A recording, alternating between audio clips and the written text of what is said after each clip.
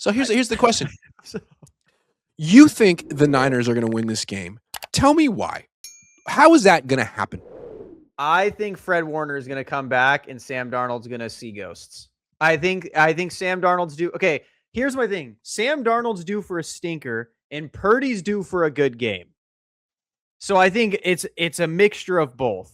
Purdy has had 2 stinkers. I know the final drive, everyone forgets how he played the entire game. He had a stinker last week.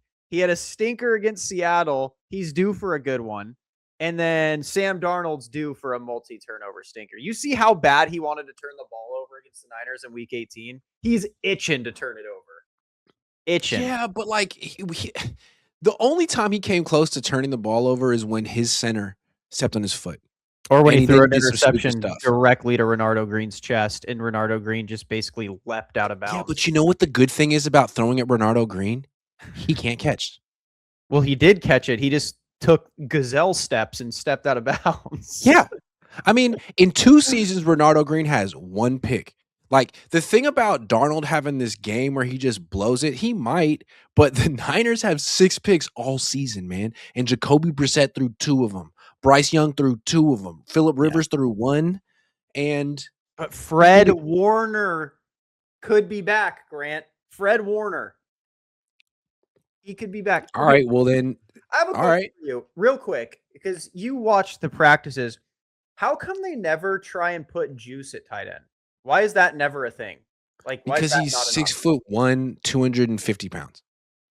Because he would get engulfed on the line of scrimmage. He can't play that option? position. Worse than Tonjes.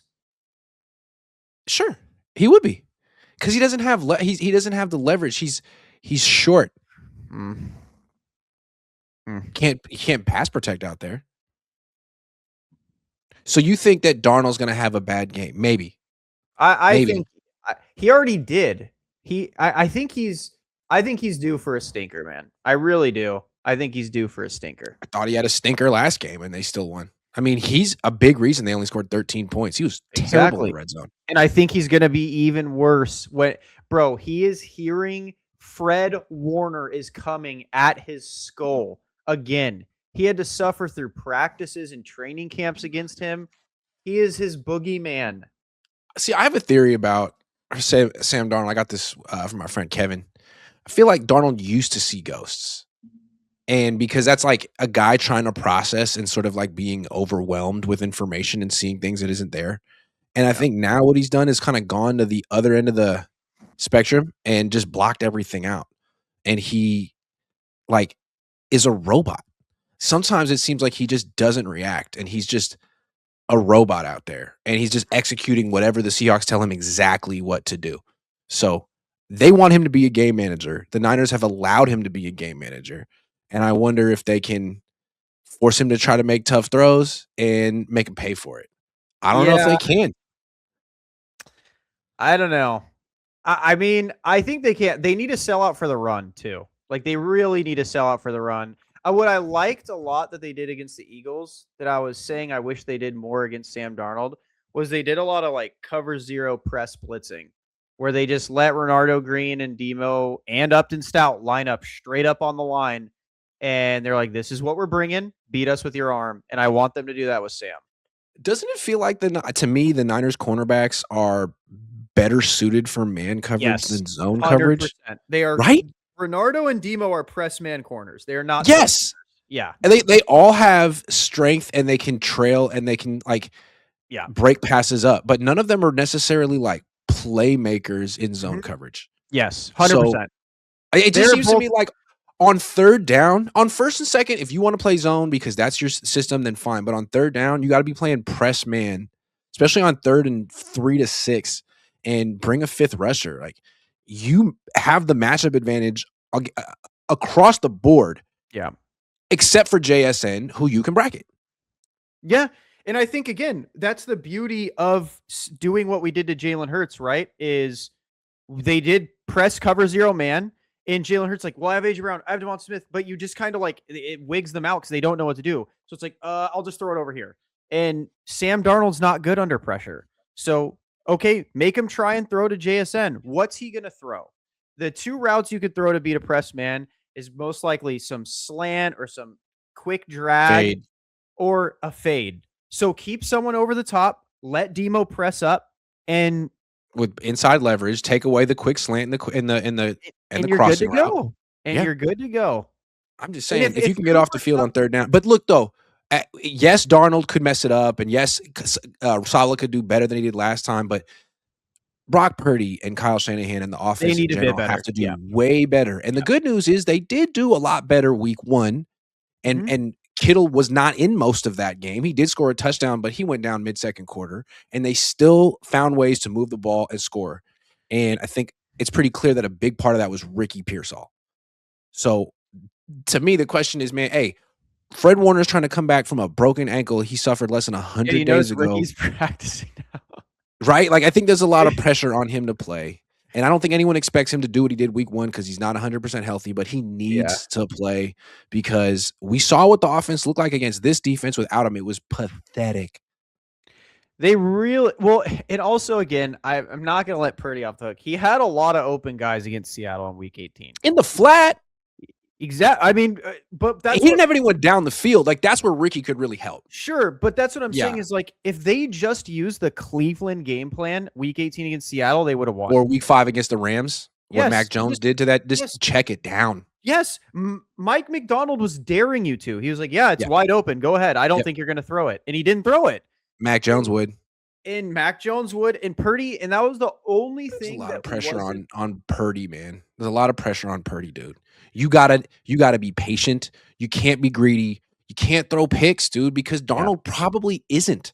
Darnold's over there being very, very careful. You can't throw any picks.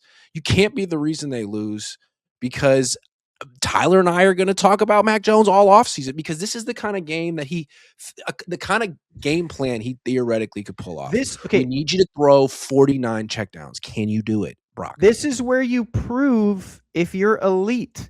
Like, everyone's giving him credit for Philly. He didn't play well against Philly. He had a great final drive. That's it. He had a good first drive, a good final drive. Everything in between was bad. Correct. And then Seattle, he played bad. So now this week you get another chance to redeem yourself. And this is where you prove, am I worth $256 million? When it comes to elite defenses, can you perform at a good level? I'm not saying, but I also want to bring it back to Ricky Pearsall. Like, this is your opportunity to prove you're worth the first round pick because it's such a good defense. Yeah. Where are you going? Like, where is the matchup advantage? And I think we saw in week one, it was Pearsall on Woolen. Woolen is a good cornerback in certain matchups because he's huge. And I feel like against a wide receiver like Demarcus Robinson, dude, he's made to order for Rick Woolen. Like, he's going to eat him up. But a guy with the speed and quickness of Ricky Pearsall is going to make Rick Woolen look clunky. Which he already did. Yeah, he was cooking him. I don't think there's anyone else on the Niners who can do to Rick Woolen what Pearsall has done and can do, and they need him to do it. Otherwise, I don't know where you're going and who's going to – McCaffrey has had decent games against this defense, but nothing special.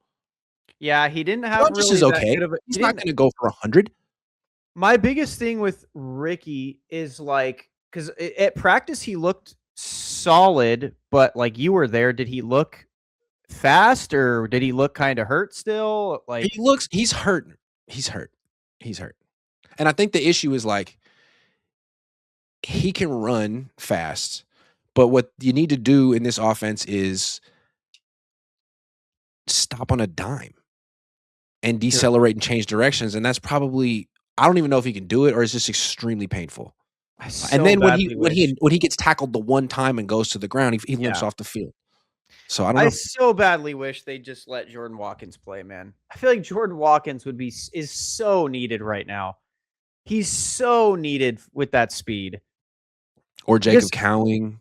It's not Sky Moore. Sky can't do that. He's a returner. Not that fast. Like, he's fast when he has a running start, like in a kickoff. He's fast with the ball in his hands.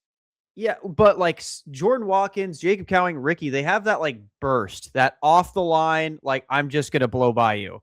Whereas, we just need, like, even the first throw Purdy hit to Demarcus Robinson, the whole time I felt if that was Cowing, Pearsall, or Watkins, that's 6. And it's not even close. That's a house call. But Demarcus Robinson's too slow. You couldn't get it. He had a great game last week. He was did. so not good against Seattle, and I don't expect him to like all of a sudden go off against that defense. The guy you got to go at is Reek Willen, and you're going at him with speed and quickness. And there's one guy on this team who has it. No, there's more than one, but there's one guy who'll be active on Sunday who has it. Saturday. Oh no, maybe they just like out of nowhere. Actually, hold up. Jacob Cowing. Isn't OBJ still a free agent? Can't they? Yeah, they could bring him in. Why don't they just snag him real quick? Yeah, sure. B Kirsch 20 says Fred look as good in person as he did on the videos. I think if he can go, he goes. But maybe as LB3 in base or on a pitch count in big moments if he's playing like himself. That's what I think. I think it'll be on a pitch count. I don't think they're pitch counting Fred. I just don't see it. I feel like Fred's one of those people like Christian that's going to just be like, I'm not getting off the field. Leave me alone. Sure. I mean, if Fred's out there playing like Fred, then there's no reason to bring him off the field. But if he's not quite himself and he knows it, then there's ways that you can like not expose that to the whole world. Like, hey, Fred, go out there and play a shitty game. Yeah. The team. But do you think Fred's going to play a shitty game? Like, come on. Dude, he's a human being, dude. He's a human being. He's not. He might not be ready. He is a Titan. He is a Titan. REB559 says, you think Juice will have an impact this weekend? Juice always has an impact. He always has an impact. He's a great player. Did you see Ted Wynn, who does such a great job for the he does a great job, Ted Wynn for the Athletic. He put out a tweet saying that the Niners would not be where they are right now without Juszczyk. Like, hold on, you're telling me that they lost everyone, but this would be the straw that would break the camel's back? Hey, maybe. I don't know. I'm not that smart. Seagar says, countless late nights and heartbreaks from UK if we hit the Super Bowl. I'm flying to SF to reverse the curse. Where are the best places to watch? What? Do I look like I go to bars to watch Niner games? I haven't been to a bar to watch a Niner game since I was in college. I would say go to the stadium and tailgate. I don't know. Yeah.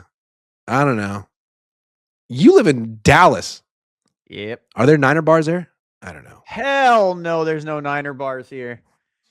YMG Love Blue says, happy late birthday, Grant. Thank you. I've been watching since Super Bowl 19, your comedic videos with your football analyst is one of one. Got me through a lot of tough times in my life. I look forward to every stream. You the GOAT, man.